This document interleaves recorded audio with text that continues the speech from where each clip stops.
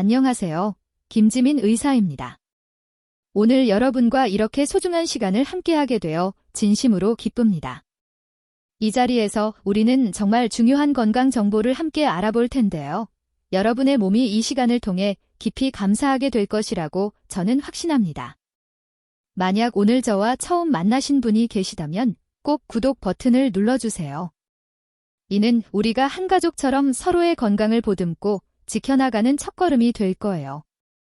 그리고 저는 여러분의 이야기가 궁금하니 지금 어디에서 시청하고 계신지 댓글로 알려주시면 정말 감사하겠습니다.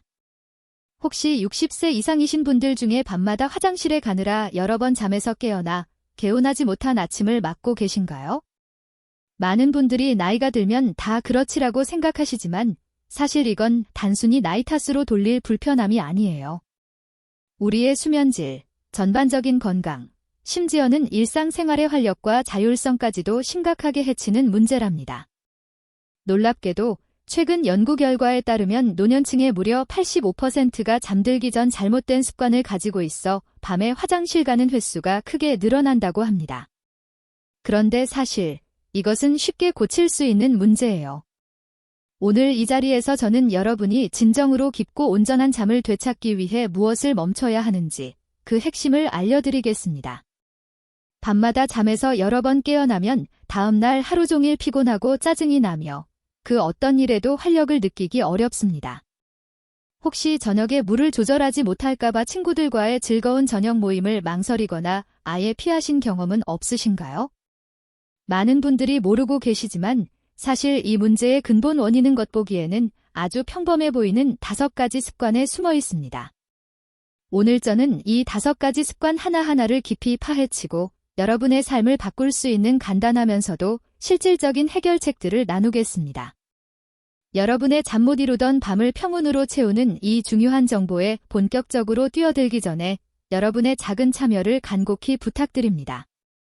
만약 정말로 삶의 질을 높이고 싶고 매일 아침 활기차고 상쾌한 기분으로 눈을 뜨고 싶으시다면 이 영상에 좋아요를 눌러주시고 채널을 구독해주세요. 그래야 앞으로도 놓치지 말아야 할 귀한 정보들을 가장 먼저 받아보실 수 있습니다. 그리고 댓글로 솔직하게 알려주세요. 여러분은 보통 밤에 몇 번이나 화장실에 가기 위해 깨어나시나요? 여러분의 소중한 경험과 참여가 저희가 더 많은 연구를 지속하고 수많은 분들의 삶에 긍정적인 변화를 가져다 줄 수 있는 큰 동기가 됩니다.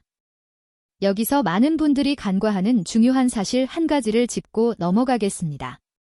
밤에 여러 번 화장실에 가는 증상, 의학적으로 자간뇨라고 불리는 이 현상은 결코 노년기의 자연스러운 일부가 아니라는 점입니다. 오히려 이것은 우리 몸이 일상생활의 균형이 깨졌다고 보내는 강력한 신호입니다. 그리고 이러한 불균형은 우리가 예상하는 것보다 훨씬 더 심각한 건강 문제로 이어질 수 있습니다. 수많은 의학 연구들이 야간뇨로 인한 수면 방해가 야간 낙상 위험 증가, 심혈관 질환 악화, 기억력 저하, 심지어 노년기 우울증과 직접적인 연관이 있음을 명확히 보여주고 있습니다. 밤마다 잠이 여러 번 끊어지면 우리 몸은 깊은 수면 단계, 특히 기억을 강화하고 세포를 회복시키는 데 필수적인 REM, REM, 수면에 제대로 도달하지 못합니다. 이는 단순히 피곤하게 깨어나는 것을 넘어 수면 중에 이루어져야 할 중요한 회복과 재생 과정을 잃게 된다는 의미입니다. 이러한 상태가 장기간 지속되면 노화가 가속화되고 면역력이 약화되며 일상생활에서 집중력과 판단력까지 현저하게 떨어질 수 있습니다. 하지만 여러분께 정말 반가운 희소식이 있습니다. 대부분의 경우 노년층의 야간뇨는 복잡하거나 고치기 어려운 질병 때문이 아니라 몇 가지 잘못된 생활 습관에서 비롯되며 충분히 개선하고 교정할 수 있다는 사실입니다. 지난 수십 년간 노년층의 수면과 건강을 깊이 연구해온 결과 저희는 밤중에 화장실 가는 횟수를 눈에 띄게 줄여줄 5가지 핵심 습관을 명확히 찾아냈습니다. 제가 지금부터 나눌 해결책들은 이미 과학적으로 수없이 검증되었으며 실제로 수천 명의 삶에 놀라운 변화를 가져다 주었습니다. 자, 그럼 그 첫 번째 습관부터 알아보겠습니다. 별표 첫 번째 습관, 잠들기 최소 3시간 전부터는 어떤 액체도 마시지 않는 것입니다. 별표 이것은 너무나도 단순하고 어쩌면 누구나 아는 이야기 아니야. 라고 생각하실 수도 있습니다. 하지만 실제로는 우리가 생각하는 것보다 훨씬 더 미묘하고 복잡한 문제입니다. 대부분의 사람들은 잠자리에 들기 전 물 마시는 양만 줄이면 된다고 생각하지만 국이나 수박, 멜론 같은 수분 함량이 높은 과일, 심지어 따뜻한 차나 일부 약물처럼 밤새 방광에 소변을 쌓이게 할 만한 액체가 많이 든 음식이나 음료를 여전히 섭취하고 있습니다. 사실 이것들이 오히려 수면을 더 방해하는 주범이 될 때가 많습니다. 잠들기 직전까지 액체를 섭취하면 신장은 밤새도록 소변을 처리해야 하는데 우리 몸은 밤이 되면 소변 생산을 자연스럽게 줄여야만 제대로 쉴 수 있습니다. 저는 부산에 사시는 72세 김혜진 어머님의 이야기가 생생히 기억납니다. 어머님은 수년 동안 매일 밤 4-5번씩 화장실에 가느라 잠을 설치셨죠. 물을 줄여보고 좋다는 약도 먹어보고 심지어 수술까지 심각하게 고민하셨지만 어떤 방법도 효과가 없었다고 합니다. 그러다 제가 알려드린 대로 저녁에 드시던 캐모마일 차와 따뜻한 국이 문제의 주된 원인이었다는 것을 깨달으셨습니다. 이 방법을 적용하신 지 단 2주 만에 어머님은 밤에 깨는 횟수가 놀랍게도 단 한 번으로 줄어들었습니다. 이 습관을 바꾸는 것은 단순히 잠을 잘 자는 것 이상의 깊은 변화를 가져옵니다. 밤에 신장을 과도하게 혹사시키지 않으면 우리 몸은 바소프레신이라는 호르몬을 더 잘 만들어내게 됩니다. 바소프레신은 소변을 농축시켜 밤 동안의 소변량을 자연스럽게 줄여주는 매우 중요한 역할을 합니다. 덕분에 화장실 가는 횟수가 현저히 줄어들고 수면은 훨씬 깊어지며 아침에는 개운하고 상쾌하게 일어나 하루를 활기차게 시작할 수 있게 되는 것이죠. 그럼 이 습관을 어떻게 하면 현실적이면서도 꾸준히 지킬 수 있을까요? 핵심은 잠자리에 들기 최소 3시간 전부터는 어떤 액체도 마시지 않는다는 명확한 규칙을 세우는 것입니다. 예를 들어 밤 9시에 주무신다면 오후 6시 이후부터는 물, 차, 커피, 주스는 물론이고 국, 수분이 많은 과일, 수박, 멜론 등 그리고 심지어 아이스크림까지도 피해야 합니다. 거동이 불편하시거나 밤에 꼭 약을 복용해야 하는 분들을 위해서는 침대 옆에 약 복용에 필요한 최소한의 물만 두는 것이 좋습니다. 만약 당뇨병이 있거나 갈증을 유발하는 약을 드시고 계신다면 반드시 의사와 상의하여 낮 시간에 수분 섭취를 집중하는 방향으로 조절해야 합니다. 몇 달 뒤, 김혜진 어머님은 저에게 이렇게 말씀하셨습니다. 이렇게 단순한 변화 하나가 제 삶을 이렇게까지 바꿔놓을 줄은 정말 상상도 못했어요. 지금은 마치 50대 때처럼 푹 자고 낮 동안의 에너지는 3배는 늘어난 것 같아요. 어린 손주들마저 제 활력을 보고 깜짝 놀라워한답니다. 별표 2번째 습관, 저녁 식사를 너무 늦게 하거나 이뇨 효과가 있는 음식을 섭취하는 것. 별표 이것은 노년층의 무려 85%가 무심코 저지르는 실수로 스스로 밤잠을 망치게 만드는 주된 원인 중 하나입니다. 저녁 식사 시간과 그때 먹는 음식의 종류는 밤에 몇 번이나 화장실에 가야 하는지에 직접적인 영향을 미칩니다. 잠자리에 들기 직전에 가까운 시간에 저녁을 먹거나 특히 자연적인 이뇨 작용을 하는 음식을 먹으면 자신도 모르는 사이에 밤새 방광이 가득 차도록 설정해 버리는 셈입니다. 이뇨 작용을 하는 음식들은 우리에게 매우 친숙한 것들로 토마토, 오이, 샐러리, 아스파라거스, 수박, 커피, 녹차, 초콜릿, 그리고 고수나 파슬리 같은 일부 허브류가 있습니다.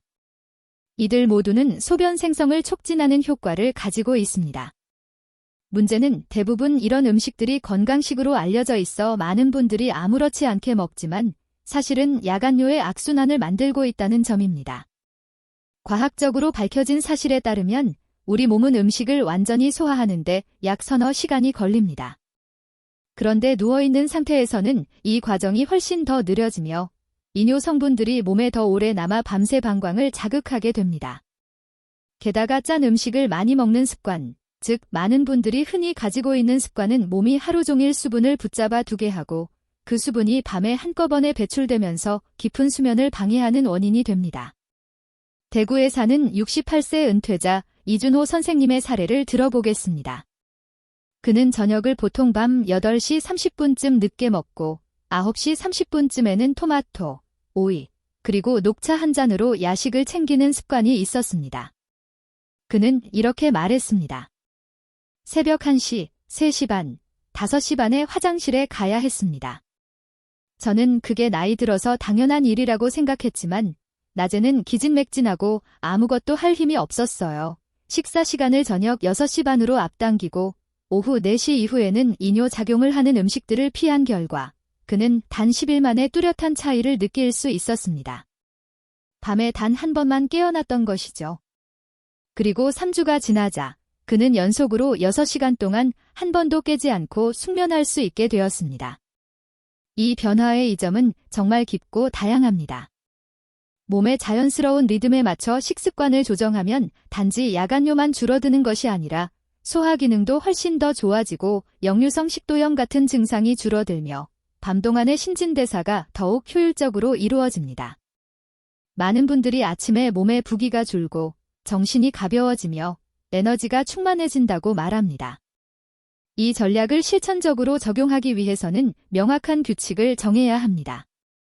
저녁 식사는 잠자리에 들기 최소 4시간 전에는 끝내야 하며 이상적인 시간은 오후 5시 반에서 6시 반 사이입니다. 또한 수면에 도움이 되는 음식 목록을 만들어 두는 것이 좋습니다. 예를 들어 살코기, 밥, 고구마, 바나나, 오트밀, 그리고 브로콜리, 당근 같은 채소들이 있습니다. 반대로 수면에 적이 되는 음식 목록도 따로 두어야 하는데 여기에는 이뇨 효과가 있는 음식과 음료, 그리고 술이 포함됩니다. 술은 처음에는 졸음을 유발할 수 있지만 잠시 후에는 오히려 밤새 여러 번 깨게 만들기 때문입니다. 만약 너무 바쁘거나 저녁 식사와 함께 꼭 복용해야 하는 약이 있다면 반드시 의사와 상의하여 치료 과정에 영향을 주지 않으면서도 식습관을 조정할 수 있도록 해야 합니다. 최근 제 환자 중 한 분인 박진호 씨는 이렇게 말했습니다. 이제 저는 음식과 수면의 관계를 완전히 새롭게 보게 되었습니다. 오후 6시에 왕처럼 저녁을 먹고 아이처럼 푹 잡니다. 아내는 무척 놀라고 저는 적어도 10년은 젊어진 기분이에요. 별표 3번째 습관. 자기 전에 미리 화장실에 가는 것. 별표 겉으로 보기에는 합리적이고 현명한 행동처럼 들리지만 사실 이것은 야간뇨의 주기를 계속 길게 만드는 가장 위험한 실수 중 하나입니다. 실제로 소변이 마렵지 않은데도 혹시 모르니 미리 다녀와야지 하는 생각으로 화장실에 가면 방광을 평소보다 작은 용량으로 작동하도록 무의식적으로 훈련시키는 것이나 다름없습니다. 이러한 반사작용은 밤새도록 반복되면서 문제를 악화시킵니다. 많은 분들이 모르는 사실은 방광이 매우 유연한 기관이라는 점입니다. 방광은 우리의 반복적인 행동으로부터 학습합니다. 아직 가득 차지 않았을 때 자주 방광을 비우면 방광은 크게 늘어나지 않아도 괜찮구나라고 배우게 됩니다. 그 결과 방광의 기능적인 용량이 줄어들고 실제 소변량이 적어도 바로 신호를 보내기 시작합니다.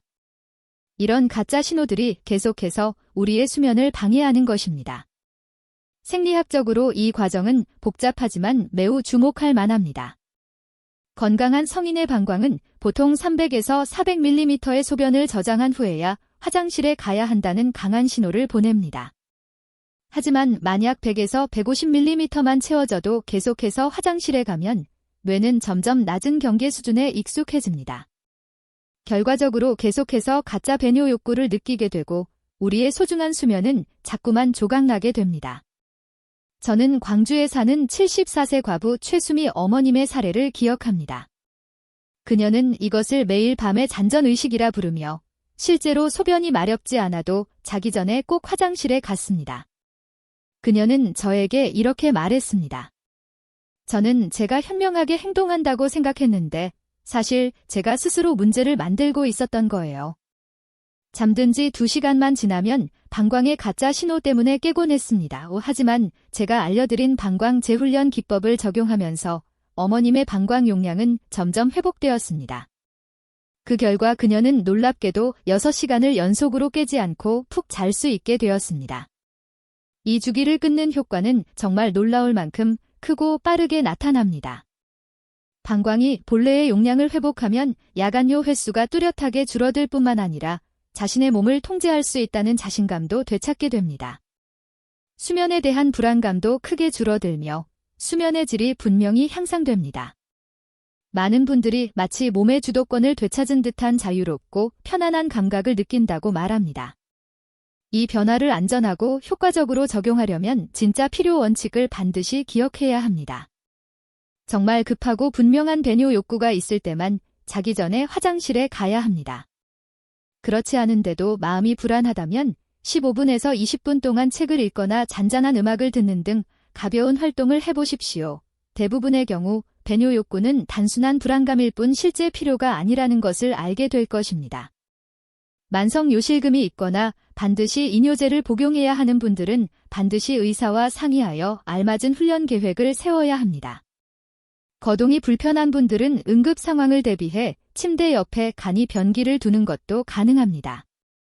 그러나 반드시 실제로 필요할 때만 사용해야지 예방용으로 써서는 안 됩니다. 몇 달 뒤 수미 어머님은 저에게 이렇게 말씀하셨습니다. 제가 스스로 문제를 만들었다는 걸 믿을 수 없었어요. 이제는 제 몸을 완전히 신뢰하게 되었고 더 이상 불안의 노예가 아니라는 사실에 큰 자유와 편안함을 느낍니다. 별표 네 번째 습관, 잘못된 수면 자세와 베개 사용. 별표 이것은 많은 의료 전문가들이 주목하지 않았던 획기적인 발견이지만 수면 자세와 베개 사용 방식은 실제로 직접적이고 심지어 측정 가능한 수준으로 밤중에 화장실에 가야 하는 횟수에 영향을 줍니다. 많은 노년층이 무심코 방광에 압력을 가하거나 혈액순환을 방해하는 자세로 잠을 자면서 우리 몸의 배뇨 조절 시스템이 원활하게 작동하지 못하도록 만들고 있습니다. 엎드리거나 복부를 압박하는 자세로 누우면 방광에 직접적인 압력이 가해져 가짜 신호를 보내 마치 가득 찬 것처럼 느끼게 합니다. 게다가 베개를 잘못 사용하면 혈액순환에 영향을 주어 하루 종일 다리에 고여있던 체액이 누웠을 때 몸으로 되돌아오며 바로 그 시간에 소변으로 전환되어야 하기에 몸이 쉬어야 할 때 오히려 방해가 됩니다. 이 경우에 생체역학적 과학은 매우 흥미롭습니다. 옆으로 누운 뒤 두 다리 사이에 베개를 끼우고 척추를 곱게 유지하면 방광은 자연스러운 위치를 유지하며 압박을 받지 않습니다. 동시에 이 자세는 혈액순환을 원활하게 하고 정맥 압력을 줄여주어 야간 배뇨 욕구를 크게 줄여줍니다. 최근 연구에 따르면 단순히 수면 자세를 바꾸는 것만으로도 야간요 횟수를 최대 40%까지 줄일 수 있다고 합니다. 저는 군복무 경험이 있는 71세 한석우 선생님을 떠올립니다. 그는 수십 년 동안 엎드려 자는 습관이 있었습니다. 그는 이렇게 말했습니다. 저는 군대에서 30년 동안 그렇게 잤고 수면 자세가 밤마다 여러 번 깨어나는 원인일 거라고는 전혀 생각하지 못했어요. 실제로 그는 매일 밤 3번씩 깼고 심지어 전립선 검사를 고려하기도 했습니다. 하지만 수면 자세와 야간요의 연관성을 알게 된 후 그는 옆으로 눕고 다리 사이에 베개를 두는 습관을 익히기 시작했습니다. 단 2주 만에 그는 한두 번만 깨고 한 달이 지나자 연속으로 숙면하는 날도 생겼습니다. 놀라운 점은 수면 자세를 바꿨을 때 얻는 이 점이 단순히 야간요 감소에 그치지 않는다는 것입니다. 올바른 자세로 자면 허리 통증이 줄고 호흡이 원활해지며 코골이가 줄고 척추가 자연스러운 고든 형태를 유지하여 깊고 회복력 있는 수면을 취할 수 있습니다. 많은 사람들이 아침에 몸이 덜 뻣뻣하고 움직임이 더 부드럽다고 느낍니다. 이 변화를 편안하고 지속적으로 실천하기 위해 먼저 왼쪽으로 눕는 것부터 시작해 보십시오. 이는 혈액순환에 좋고 장기에 가해지는 압력도 줄여줍니다. 두 다리 사이에 적당한 단단함의 베개를 두어 척추를 바르게 유지하세요. 머리 베개는 너무 높거나 낮지 않게 하여 목이 곧게 되도록 하는 것이 중요합니다. 엎드려 자는 습관이 있다면 옆으로 조금씩 몸을 돌리고 추가 베개로 지지해 천천히 적응하도록 하십시오. 관절염이나 관절 통증이 있는 분들은 인체공학적 베개나 보조 쿠션을 사용하면 변화를 더 쉽게 할 수 있습니다. 단, 수면 무호흡증이나 심한 코골이를 가진 분들은 바로 누워 자는 자세는 피해야 합니다. 석우 선생님은 일정 기간이 지난 후 이렇게 말씀하셨습니다. 수면 자세만 바꿨을 뿐인데 마치 그동안 아무도 말해주지 않았던 비밀을 발견한 기분이었습니다. 잠도 더 깊이 자고 깨는 횟수도 줄고 심지어 허리 통증까지 나아졌습니다. 몇 년 전만 알았더라면 좋았을 텐데요. 정말로 작은 자세 변화 하나가 이렇게 깊은 영향을 줄 수 있다는 게 놀랍지 않습니까? 다음 발견으로 넘어가기 전에 제가 작은 부탁을 드리고 싶습니다. 만약 이 정보가 도움이 되었다면 이 영상을 좋아요로 응원해주세요.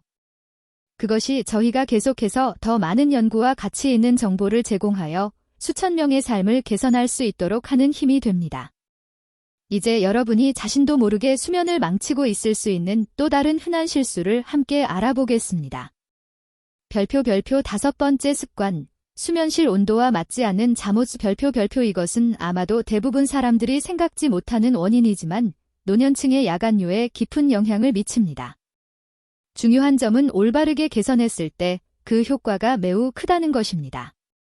수면실의 온도와 잠옷의 종류는 호르몬과 혈액순환을 통해 소변 생성에 직접적인 영향을 줍니다. 방이 너무 덥거나 잠옷이 몸의 자연스러운 체온 조절을 방해하면 몸은 열 스트레스 상태에 빠지게 됩니다. 이는 소변을 농축하는 호르몬인 바소프레신의 분비 과정을 방해합니다. 동시에 높은 온도는 혈관을 확장시켜 혈류 변화를 일으키고 신장이 더 많은 소변을 걸러내도록 만들어 몸이 에너지를 절약하고 쉬어야 할 때 오히려 방해가 됩니다. 이 메커니즘에 대한 생리학적 과학은 매우 흥미롭습니다. 보통 잠을 잘 때 우리 몸의 체온은 자연스럽게 1, 2도 낮아집니다. 이 하강이 바로 바소프레신과 멜라토닌, 즉 수면과 소변 조절에 필수적인 두 가지 호르몬을 생성하라는 신호입니다. 그러나 방이 20도 이상으로 덥거나 옷이 너무 두꺼워 이 체온 하강을 막으면 본래의 생물학적 기전에 개입하게 됩니다. 연구에 따르면 18에서 20도의 환경에서 잠을 자는 사람들은 단순히 이 변화만으로도 야간요 횟수가 최대 50% 줄어들 수 있다고 합니다. 저는 부산에 사는 은퇴교사 69세 김은자 어머님의 이야기를 전하고 싶습니다. 5년 동안 그녀는 매일 밤 땀을 흘리며 4-5번씩 잠에서 깨 화장실로 달려가야 했습니다. 그녀는 이렇게 말했습니다. 저는 따뜻한 환경에서 자는 걸 좋아했고 덥더라도 두꺼운 모직 잠옷을 입는 습관이 있었어요. 그게 단순한 제 취향이라고만 생각했죠.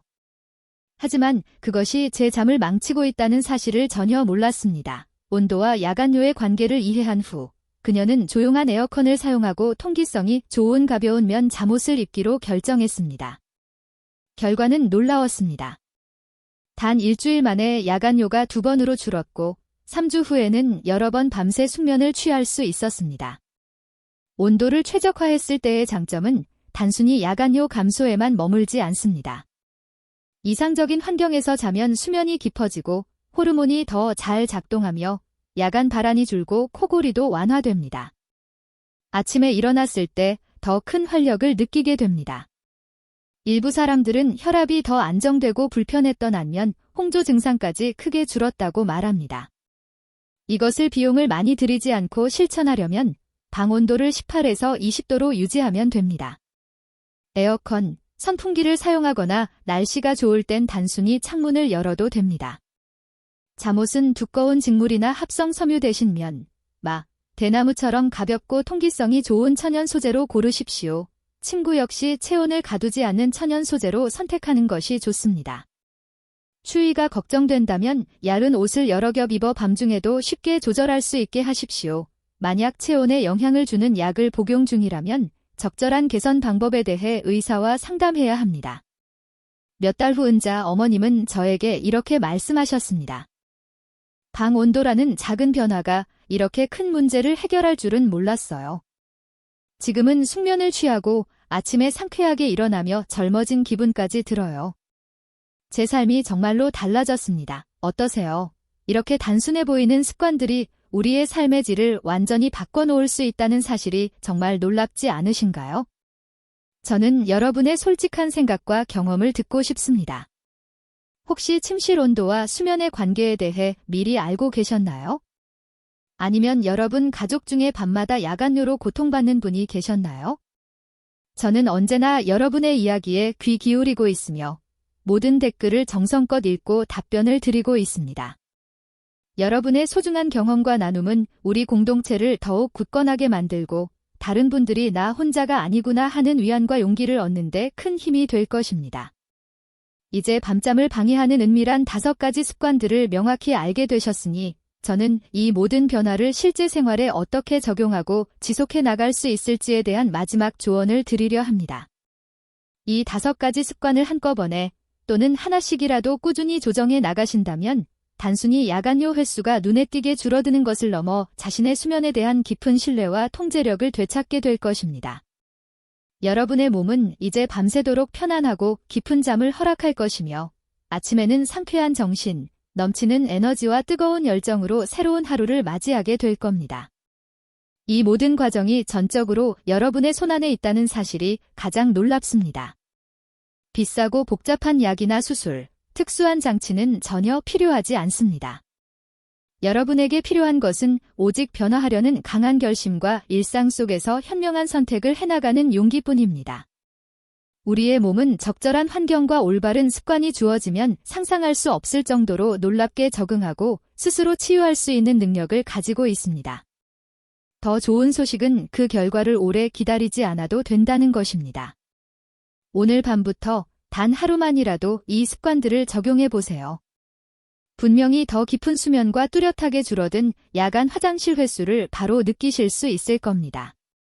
이것은 여러분 인생의 새로운 장을 여는 시작이 될 수 있으며 사랑하는 가족들에게 더 나은 건강과 평안을 선물하는 귀한 계기가 될 것입니다. 저는 방금 제가 여러분과 나눈 이 이야기들이 여러분이 마침내 평온한 밤을 되찾고 활기찬 낮을 맞이하는데 실질적인 도움이 되기를 진심으로 바랍니다. 여기까지 영상을 시청하고 따라오셨다는 것은 여러분이 자신의 건강과 삶의 질에 얼마나 깊은 관심과 애정을 가지고 계신지 명확히 보여주는 증거입니다. 이것은 제게 큰 기쁨을 줄 뿐만 아니라 앞으로도 계속해서 탐구하고 연구하여 여러분의 인생을 바꿀 수 있는 가치 있는 과학적 정보들을 끊임없이 전해야겠다는 강력한 동기가 됩니다. 항상 기억하세요. 여러분은 이 길을 결코 혼자 걷고 있지 않습니다. 우리는 함께 이 여정을 헤쳐나가고 있습니다. 많은 사람들이 나이가 들면 밤에 여러 번 깨는 것이 자연스러운 노화 현상이라고 생각하지만 이제는 그렇지 않다는 것을 아시죠? 이 문제는 충분히 바뀔 수 있습니다. 야간요는 우리 몸이 내린 분명의 판결이 아니라 단지 생활 속 몇 가지 습관에 대한 솔직한 반응일 뿐입니다. 그 습관을 알아차리고 변화시키려는 의지가 있다면 해결책은 바로 여러분의 손안에 있습니다. 자신의 건강에 주체적으로 책임을 지는 것은 정말 용기 있는 행동이며 오늘 여러분은 그 중요한 첫걸음을 내디디셨습니다. 몸의 필요를 더 깊이 이해함으로써 여러분은 이미 변화의 문을 한층 더 활짝 열고 계십니다. 제가 공유해드린 5가지 습관을 조정하면 단순히 밤의 수면 질만 개선되는 것이 아닙니다. 낮 동안에도 훨씬 더 많은 에너지, 훨씬 더 편안하고 긍정적인 정신 상태, 그리고 더 명확하고 또렷한 사고력을 경험하게 될 것입니다. 이러한 변화들은 여러분이 더욱 독립적이고 더욱 자신감 넘치며 궁극적으로는 더욱 행복한 삶을 살도록 도와줄 것이고 그것이야말로 우리 모두가 간절히 바라는 삶의 모습입니다. 혹시 밤잠으로 고생하는 소중한 분을 알고 계신다면 꼭 이 영상을 공유해주세요. 여러분의 작은 행동 하나가 다른 사람의 인생에 엄청난 기적 같은 변화를 가져올 수 있습니다. 자, 그럼 오늘 배운 5가지 핵심 습관을 아주 짧게 다시 한번 요약해 드릴게요. 첫째, 잠자리에 들기 최소 3시간 전부터는 어떤 액체도 섭취하지 마세요. 둘째, 저녁 식사 시간을 앞당기고 이뇨 작용을 하는 음식을 피하세요. 셋째, 실제 배뇨 욕구가 없을 때는 미리 화장실에 가지 마세요. 넷째, 올바른 수면 자세를 익히고 몸에 맞는 적절한 베개를 선택하세요. 마지막으로 침실 온도를 쾌적하게 유지하고 가볍고 통기성 좋은 잠옷을 입으세요. 단지 이 5가지 변화만으로도 여러분의 수면의 질과 전반적인 삶의 질은 완전히 새로운 차원으로 개선될 수 있습니다. 이것은 단순한 기적이 아니라 수많은 과학적 연구와 수십 년간의 임상 경험에서 비롯된 확실한 성과입니다. 오늘 여러분이 배우신 모든 지식은 수많은 의사, 과학자, 그리고 헌신적인 연구자들의 노력이 쌓아 올려진 결과물입니다. 그리고 이제 이 소중한 정보는 온전히 여러분의 손에 있습니다. 이 정보를 적용할지 말지는 전적으로 여러분의 현명한 결정에 달려 있습니다. 저는 여러분이 오늘 밤부터 심지어 이 5가지 습관 중 단 하나라도 작은 변화를 시작하시기를 진심으로 바랍니다. 어떤 습관부터 바꿔나갈지 아래 댓글로 자유롭게 남겨주세요. 저는 항상 여러분의 모든 이야기를 읽고 있으며 제가 드린 내용이 누군가에게 실제로 도움이 된다는 사실은 제게 가장 큰 행복입니다. 구독과 알림 설정을 잊지 마시고 앞으로 이어질 더 중요한 영상들을 가장 먼저 받아보시기 바랍니다. 기억하세요. 더 나은 삶을 시작하기에 결코 늦지 않았습니다. 끝으로 이번 영상에서 여러분이 가장 크게 배우고 깨달은 점이 무엇인지 댓글로 나눠주시면 정말 감사하겠습니다. 바로 여러분의 소중한 참여가 제가 앞으로도 더 많은 가치 있는 정보를 끊임없이 전할 수 있도록 하는 무한한 영감의 원천이 될 것입니다.